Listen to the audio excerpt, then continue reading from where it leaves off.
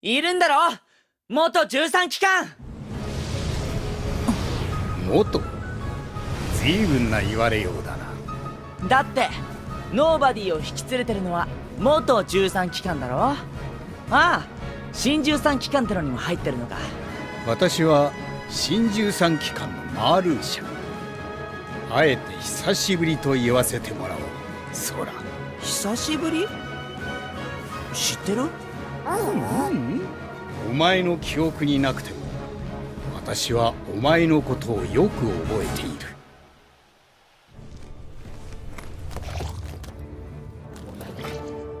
今日こそあの黒いモヤモヤをやっつけるぞ。作戦開始だ。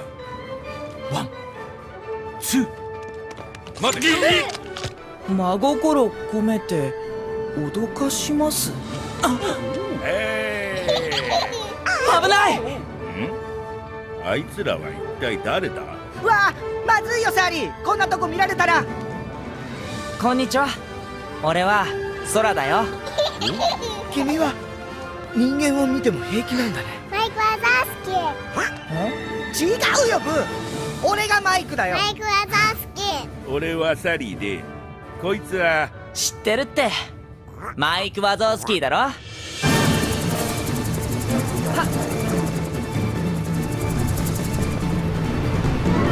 やっ、それ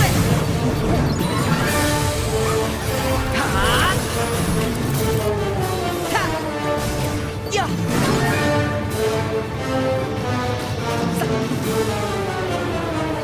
さあほっやっへっそりゃたやっ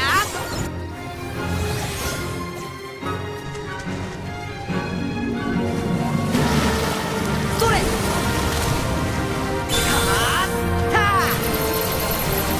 っはそれはや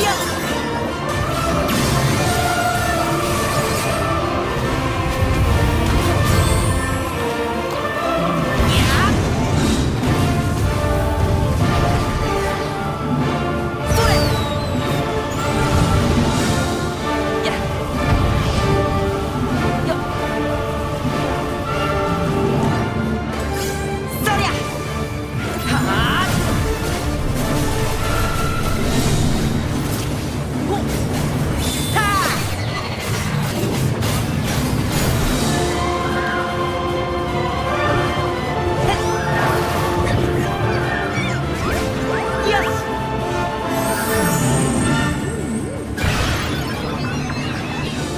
お前の心に眠る俺の半分が必要だ。バニタス。ベンテス、そんなところに隠れていたとはな。俺の心の斬新。What is up, YouTube? Megasonic here with a trailer breakdown video for today. Now, oh my gosh, thank you. Another Kingdom Hearts trailer. Not one, but two Kingdom Hearts trailers. And I am very excited for this. And I kind of want to just break down the details. So for those who are not comfortable or really knowledgeable about the Kingdom Hearts lore, but are willing to get into the series, especially for this big game that's coming out probably around, I'm going to guess the year 2018, the month, September 8th. Because, you know, games like to come out really early in the month or really late in the month. So I feel like September will be a good day because it'll be the fall day. And I'm sorry for anyone who's starting school that day. It looks like you're gonna have to take a break from playing the game because you gotta start your schoolwork. Anyway, let's get on with this trailer breakdown. Remember to like and subscribe and share this video out with everyone you know and love. Anyway, I've talked enough. Let's get down to business. What this trailer gotta do.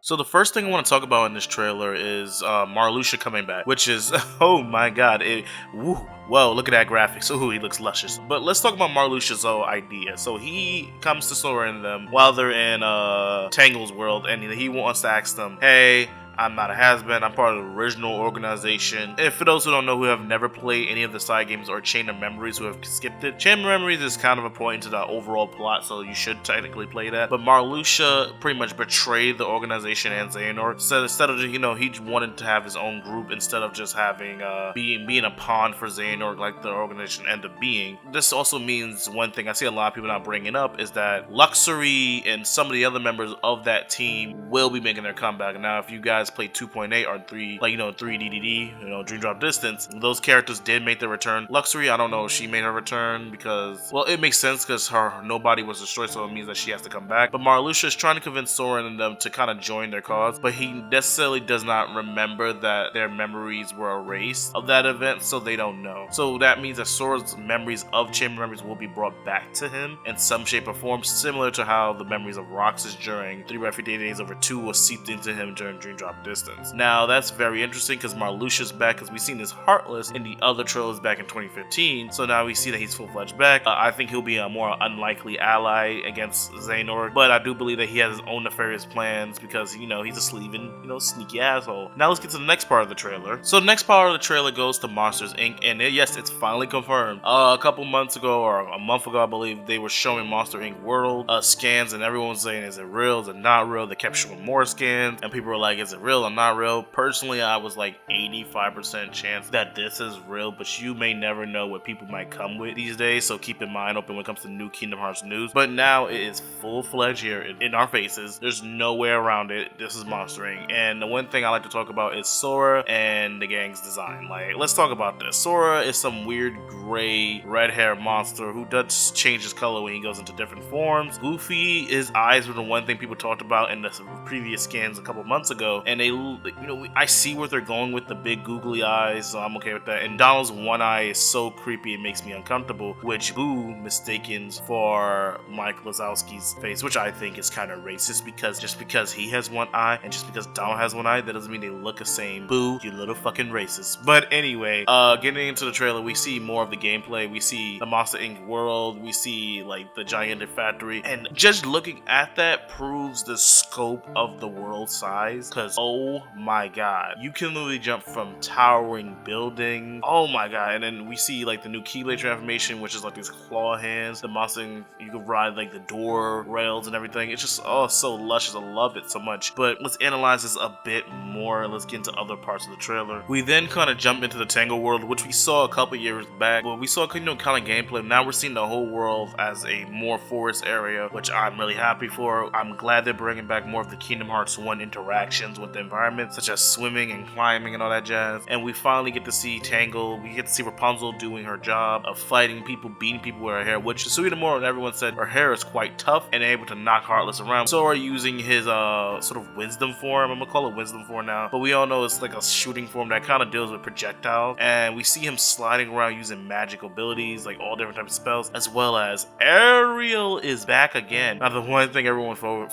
scared about was the fact that Little Mermaid was gonna make his comeback, but now Little Mermaid is here, but not the world. Ariel is a summoning. Now, for those who don't know, who kind of weird, like, oh, that's kind of weird that Ariel's a summoning. Not so, because Genie was a summoning in Kingdom Hearts 2 and 1, and Peter Pan was a summoning as well in Kingdom Hearts 2. So previous Disney partners will make a comeback as summoning, getting to see a little bit more of Toy Story and everything, and we see new Keyblade transformations, and Teacup makes a comeback, which I'm like, ooh, exciting. We also get to see a boss battle in the Toy Story world, which I think, oh my god, this looks so awesome. This reminds me of like the final boss battle of Kingdom Hearts 2 with the gigantic dragon flinging buildings at you. So seeing the scale of these battles, I hope there's going to be more like this. But let's not talk about this. Let's just jump into Dream Eaters are back, fam. And I'm excited. Dream Eaters have finally made a comeback. They're here to showcase what they can do. And you know what? I thought we were done if they were a one-done thing. Many Kingdom Hearts fans thought so. But now they're here. They're most likely a summoning, just like Ariel, that you can use used, which I feel like some things would be more on the lines of past party members like Dream Eaters, Ariel. Let's get into more parts of the trailer, such as our boy Vanitas has made his return. Now, they hinted he was going to come back in Dream Drop Distance, and you know, now seeing him in his full, it's really interesting because he's not paid attention to Sora. He's generally looking at Ventus as if Sora is Ventus, which kind of he is, because he has a piece of Ventus's heart stored inside him, or I think it's an entire heart sleep. So Vanitas obviously wants Ventus's heart, and since you know Ventus and Sora are connected like that, Sora automatically calls out as Vanitas. Like, I don't know who that name is. So Sora coming to terms with that there's another person inside of him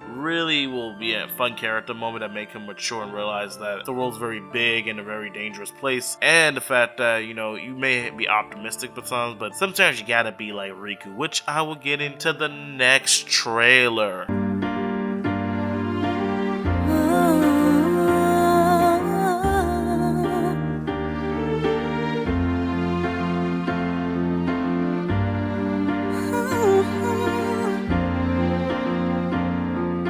How did I live in a kingdom of thieves and people who say things they don't really mean, oh, you're only everything I ever dreamed of. You must be kidding me. Did you really think I could say no? I want you for a lifetime, so if you're gonna think twice, baby, I don't wanna know, baby, I don't wanna know. Everything is just right, but if you're gonna think twice, baby, I don't wanna know, baby, I don't wanna know. このキーブレードはもう使えない。だからここに残していくよ。もう一人の俺のために。え